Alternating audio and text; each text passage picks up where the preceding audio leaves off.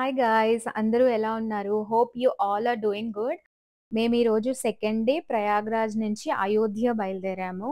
అయోధ్యలో రామ మందిరం ఓపెన్ అయిన దగ్గర నుంచి నేనైతే డిసైడ్ అయ్యాను 6 మంత్స్ లోపు అయోధ్య ఎలా అయినా వెళ్లి చూడాలి అని. గాడ్స్ గ్రేస్ నేను వితిన్ 6 మంత్స్‌లోనే స్వామివారిని చూడగలుగుతున్నాను. అండ్ అయోధ్యకి మేము ప్రయాగ్‌రాజ్ నుంచి వెళ్ళాము. మాకు అరౌండ్ 4 అవర్స్ పట్టింది అయోధ్య రీచ్ అవ్వడానికి. మేము ఫస్ట్ డైరెక్ట్‌గా టెంపుల్‌కి వెళ్ళలేదు. ఎందుకంటే మేము ఆఫ్టర్‌నూన్ దర్శన్‌కి బుక్ చేసుకున్నామనమాట. మాకు 3:00 దర్శన్. మేము అరౌండ్ 12కి అయోధ్య రీచ్ అయ్యాము. శ్రీరామ్ జన్మభూమి. అక్కడ హోటల్‌లో చెక్ ఇన్ అయ్యి అక్కడి నుంచి మేము అయోధ్య టెంపుల్ రామ్ మందిర్‌కెళ్ళామనమాట. అండ్ ఇక్కడ కనిపిస్తున్న వాళ్ళందరితోనే నేను ట్రావెల్ చేశాను ఈ ట్రిప్ అంతా 8 డేస్. అండ్ నేను చాలా మంది నా ఫ్రెండ్స్‌తో ఎన్నో ట్రిప్స్ ఎళ్ళాను. And this is the one of the best trip అనొచ్చు. నేనైతే చాలా బాగా ఎంజాయ్ చేశాను వీళ్ళందరితో ట్రావెలింగ్. ఇది మేము అయోధ్య రీచ్ అయిన తర్వాత హోటల్‌లో వాళ్ళందరిని అడిగాననమాట. నేను మీ అందరిని ఇంట్రొడ్యూస్ చేసుకుంటాను అని. So, they all are saying hi. Sangeeta aunty, ఈవిడ కామేశ్వరి ఆంటీ ఎంత ఫన్ ఉంటదో వీళ్ళందరితో ట్రావెలింగ్. ఈవిడ సురేఖ ఆంటీ అండ్ ఇప్పుడొస్తున్నారు కదా! ఆవిడైతే వెరీ స్పెషల్ రోజా గారు. ఆవిడ వయసు పెద్దదే కానీ ఎంత యాక్టివ్ ఉంటారంటే, మేమందరం ఎప్పుడన్నా కొంచెం డల్ ఉన్నా షీ ఈస్ వెరీ యాక్టివ్ అనమాట. ఈవిడ శాంత గారు, ఈవిడ Maithili. She is also very friendly and trust me 13 మంది ఎంత మంచివాళ్ళో. ఈవిడ వాణి గారు, ఈవిడ నా రూమ్‌మేట్ భావన అండ్ ఈవిడ జయశ్రీ గారు, తిను సుచరిత అండ్ నెక్స్ట్ వస్తోంది వసంత. అండ్ ఈ ఐడియా నాకిచ్చింది ఈయన డ్రైవర్ గారు, దినేష్ గారు. ఈయనే అన్నారనమాట. ఇలాగ ఒక వీడియో తీసుకోండి మేడం చాలా బావుంటుందని. ఇప్పుడు మీకు కనిపిస్తుంది కదా! ఈ ఆర్చ్ అదేంటంటే మనము ఆ టెంపుల్‌లోకి వెళ్ళాలి అంటే ఆర్చ్ వరకు రావాలి. ఇక్కడ ఈ ప్లేస్ ఉంది కదా! ఇక్కడి వరకే మనకి ట్రాన్స్‌పోర్ట్ ఉంటుంది. ఇక్కడ వీళ్ళు డ్రాప్ చేసిన తర్వాత మనకి అరౌండ్ ఒక 10 మినిట్స్ వాక్ ఉంటుందనమాట. ఈ చిన్న సందుల్లోంచి కొంచెం ముందుకెళ్ళిన తర్వాత మనకొక రోడ్డొస్తుంది. ఇక్కడ సెక్యూరిటీ వాళ్ళందరూ ఉంటారు. ఇక్కడి నుంచి అరౌండ్ 10 మినిట్స్ అయితే వాక్ చేయాలందరూ. ఇక్కడికి దగ్గరలోనే మనకి హనుమాన్ గారి టెంపుల్ కూడా ఉంటుంది. అక్కడ ఆరెంజ్ కలర్‌లో ఉంది కదా! అది హనుమంతుని ఆలయం. మేము బాలరాముడి దర్శనం చేసుకున్న తర్వాత హనుమంతుని ఆలయానికెళ్ళాము. ఇది మనకు కనిపిస్తుంది కదా! ఇది మెయిన్ టెంపుల్‌కి ఎంట్రీ అన్నమాట. ఈ టెంపుల్ లోపలికెళ్ళాలి అంటే మనం ఈ యొక్క ఆర్క్ దగ్గరకొచ్చి ఇక్కడి నుంచి ఎంట్రీ అవ్వాలి. ఇక్కడ మనం కొంచెం ముందుకెళ్ళిన తర్వాత మనకి లెఫ్ట్ సైడ్‌లో మన బ్యాగ్స్, అలాగే మన సెల్ ఫోన్స్ ఇవన్నీ డిపాజిట్ చేయాలి. ఇక్కడ కనిపిస్తుంది కదా! ఇవన్నీ డిపాజిట్ కౌంటర్స్. చిన్న చిన్న బ్యాగ్స్ మాత్రమే వాళ్ళు అలో చేస్తున్నారు. మొబైల్స్ ఇవన్నీ కూడా అలో లేదు. ఇక్కడేంటంటే దర్శనం ఎవరైనా ముందుగా బుక్ చేసుకున్న వాళ్ళు, టైమ్ ఉన్న వాళ్ళు ఇక్కడికొచ్చి కూర్చోవచ్చు. ఆ దర్శనం అయిపోయిన తర్వాత మనం ఇక్కడికొచ్చి మన ఫోన్స్ అవన్నీ కూడా కలెక్ట్ చేసుకోవడానికుంది. అండ్ ఇప్పుడు మీరు చూడబోయేది చాలా స్పెషల్. ఏంటంటే స్వామివారి ఆహ్, అంతరాలయం అన్నమాట. ఇది మాకు వీడియో ఎలా తీయగలిగాను అంటే అక్కడున్న అతన్ని రిక్వెస్ట్ చేసాం. మా పెద్దవాళ్ళందరూ రాలేరండి అయోధ్య వరకు మేము వీడియో తీసుకుంటామని. He is so sweet and ఆయన ఫోన్ ఇచ్చి మమ్మల్ని ఇలా వీడియో తీసుకోమని చెప్పారు. అండ్ మా ఇంట్లో పెద్దవాళ్ళందరికి కూడా చూపించడానికి కూడా చాలా మంచిగా అనిపించింది. అందరూ అంత దూరం వెళ్ళలేరు కదా! వెళ్ళలేని వాళ్ళందరికీ కూడా ఈ యొక్క చిన్న వీడియోలో స్వామివారి గర్భాలయం ఎలా ఉంది అనేది నేను తీయడానికి ట్రై చేశాను. అండ్ అక్కడ స్వామివారి విగ్రహం చూసిన తర్వాత నిజంగా అయితే కళ్ళల్లో మనకి నీళ్లొస్తాయి. స్వామివారు తన ప్లేస్‌కి తను రావడానికి ఇన్ని ఇయర్స్ పట్టిందా అని. అండ్ ఎంత పీస్‌ఫుల్‌గా ఉంటుందో. అండ్ ఎవరైనా అయోధ్య వెళ్ళాలి అనుకుంటే ఒక 8, 9 మంత్స్ తర్వాత వెళ్ళండి. ఎందుకంటే ఇంకా చాలా కన్‌స్ట్రక్షన్ బ్యాలెన్స్ ఉంది. మీరు వెనక చూస్తే ఆ వెనక పట్టాలు అవన్నీ వేసి ఇంకా చేస్తూ ఉన్నారు. వాళ్ళు మాకు చెప్పడం అరౌండ్ 8 మంత్స్ టు 9 మంత్స్ పడుతుంది మొత్తం కంప్లీట్ అవ్వడానికి. ఎవరైనా మన తెలుగు వాళ్ళు వెళ్ళాలి అయోధ్యకి అనుకుంటే ఒక 8, 9 మంత్స్ తర్వాత ప్లాన్ చేసుకోండి.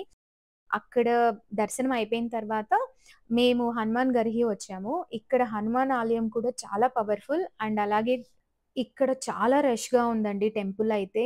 ఇక్కడ మాతో పాటు ట్రావెల్ చేసిన వాళ్ళు కొంచెం పెద్దవాళ్ళు అవ్వడం వల్ల వాళ్ళు మమ్మల్ని ఎంట్రీ గేట్ నుంచి కాకుండా ఎగ్జిట్ గేట్ నుంచి వెళ్ళమని చెప్పారు.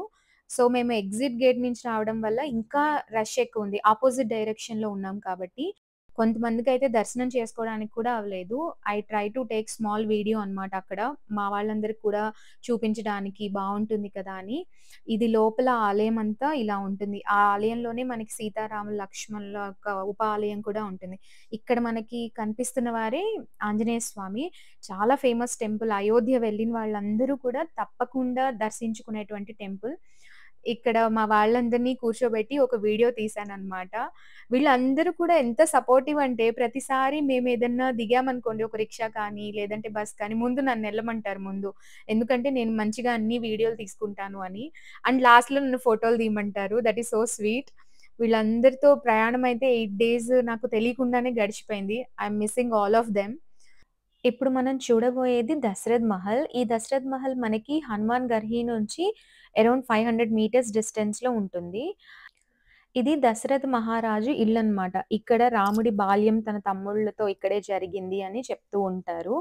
ఇక్కడంతా కూడా రామనవమి అప్పుడు, అలాగే కార్తీక మేళ అప్పుడు, దీపావళప్పుడు, అలాగే రామ్ వివాహ టైంలో ఆ యొక్క పర్టిక్యులర్ డేస్‌లో ఇక్కడ భజన కార్యక్రమాలు ఇవన్నీ కూడా బాగా చేస్తారట. ఇక్కడ ఇక్కడ మనకి లోపల చూస్తే అంతా కొత్తగా అనిపిస్తుంది. అంటే ఒకప్పుడు అప్పట్లో ఉన్నట్లు ఏముండదు. వీళ్ళు దాన్ని రీమోడిఫై చేసి, దాన్ని అంతా ఇప్పటి కల్చర్‌కి తగ్గట్టుగా అలా క్రియేట్ చేశారు. చూడ్డానికి బావుంటుంది. అండ్ లోపల శ్రీరాముల వారికి, అమ్మవారికి, లక్ష్మణుడికి, ఆంజనేయ స్వామి వీళ్ళందరి రామ్ పరివార్‌కి సంబంధించినటువంటి విగ్రహాలు అక్కడ పెట్టి పూజలు చేస్తూ ఉంటారు. ఈ ప్లేస్ చూడటానికి బ్యూటిఫుల్‌గా ఉంటుంది. అండ్ కూర్చొని మెడిటేషన్ చేసుకోవడానికి కూడా బావుంటుంది. చాలా చిన్న మహల్ ఇది. కానీ అప్పట్లో రాముడు ఇక్కడ పెరిగాడు. ఆ ప్లేస్ పెరిగిన ప్లేస్ కాబట్టి మనకు కూడా కొంచెం ఆ డివైన్ ఫీలింగ్ కలుగుతుంది. ఈ లోపల మనకి శ్రీరాములు, అలాగే సీతమ్మవారు, లక్ష్మణుడు, ఆంజనేయ స్వామి, అలాగే వాళ్ళ నలుగురి అన్నతమ్ముల యొక్క భార్యాభర్తల ఇద్దరికీ సంబంధించినటువంటి విగ్రహాలు పెట్టి ఇక్కడ పూజలు చేస్తూ ఉంటారు. చూడటానికి చాలా బావుంటుంది. అయోధ్య వెళ్ళిన వాళ్ళు చూడాల్సినటువంటి వన్ ఆఫ్ ద బ్యూటిఫుల్ మహల్ అన్నమాట ఇది. చాలా బావుంటుంది. అందరూ అయోధ్య వెళ్ళినప్పుడు ఈ మహల్‌ని తప్పకుండా చూడసి రండి. మేము ఇక్కడ దశరథ్ మహల్ చూసిన తర్వాత, ఈ అయోధ్యలోనే ఇంకొక మహల్ ఉంటుంది. దాని పేరు కనక్ మహల్ అన్నమాట. ఆ మహల్ చూడటానికి వెళ్ళాము. ఇక్కడి నుంచి నేను ఈ దశరథ్ మహల్ ఔటర్ వ్యూ ఎలా ఉంది, లోపల ఎలా ఉంది, ఇవన్నీ కూడా వీడియో తీశాను. ఇప్పుడు మనం ఎంటర్ అవుతోంది కనక్ మహల్. ఈ మహల్‌కి ఒక స్టోరీ చెప్పారు అక్కడ మాతో పాటు వచ్చిన గైడ్. ఆ స్టోరీ కూడా నేను చెప్తాను మీకు. అదేంటి అంటే రాముల వారికి, అలాగే సీతమ్మ వారికి పెళ్లి అయిన తర్వాత కైకేయికి మీలో ఎంతమందికి తెలుసు కైకేయికి రాముల వారంటే చాలా ఇష్టం. ఆవిడ తన కొడుకుతో సమానంగానే రాముల వారిని చూసేవారట. అయితే ఇక్కడ స్టోరీ ఏంటంటే స్వామివారికి పెళ్లి అయిన తర్వాత కైకేయి గారికి కల్లో రాముల వారు సీతమ్మ వారికి ఒక సెపరేట్‌గా ఒక మహల్ కట్టించాలి అనుకుంటున్నారు అని ఈవిడ కలగంటారు. అప్పుడు కైకేయి గారు దశరథ మహారాజుకి చెప్తుంది. ఇలా నాకు కలొచ్చింది అని చెప్పినప్పుడు ఆయన విశ్వకర్మని పిలిపించి ఇప్పుడు మీరు చూస్తున్న ఈ మహల్‌నంతా కూడా కట్టించారు. ఇది రాముల వారు, సీతమ్మ వారికి ప్రత్యేకంగా కైకేయి గిఫ్ట్ ఇచ్చినటువంటి మహల్ అన్నమాట ఇది. దీన్ని కనక్ మహల్ అంటారు. ఆ కాలంలో ఇక్కడికి రాముడు తప్ప ఎటువంటి మగవారు వచ్చేవారు కాదట. ఇక్కడిప్పుడు సీతారాముల విగ్రహాలు అవన్నీ పెట్టి ఇక్కడ పూజలు చేస్తున్నారు. ఈ మహల్ కూడా చాలా బావుంటుంది. ఇది దశరథ్ మహల్ కన్నా చాలా పెద్ద మహల్.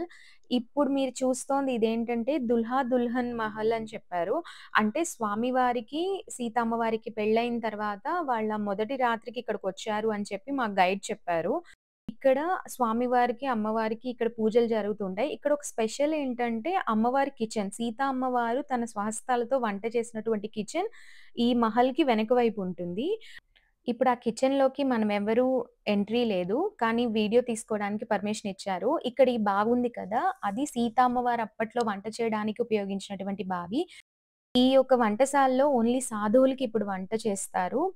ఇక్కడికి మనకి ఎంట్రీ ఉండదు. లోపలికి వెళ్ళలేము. ఆ అమ్మవారు వంట చేసిన గది అని చూపించారు. అండ్ ఇది one of the attractive point అన్నమాట. టూరిస్ట్ పాయింట్ అనుకోవచ్చు అయోధ్యలో వీణా చౌక్. లతా మంగేష్కర్ గారి జ్ఞాపకార్థం గవర్నమెంట్ వాళ్ళు పెట్టించినటువంటి ప్లేస్ అన్నమాట. ఇది సిటీ మధ్యలోనే ఉంటుంది. చూడ్డానికి చాలా బాగా కార్వింగ్ చేశారు. సిల్వర్ కోటింగ్‌తో బ్యూటిఫుల్‌గా ఉంటుంది.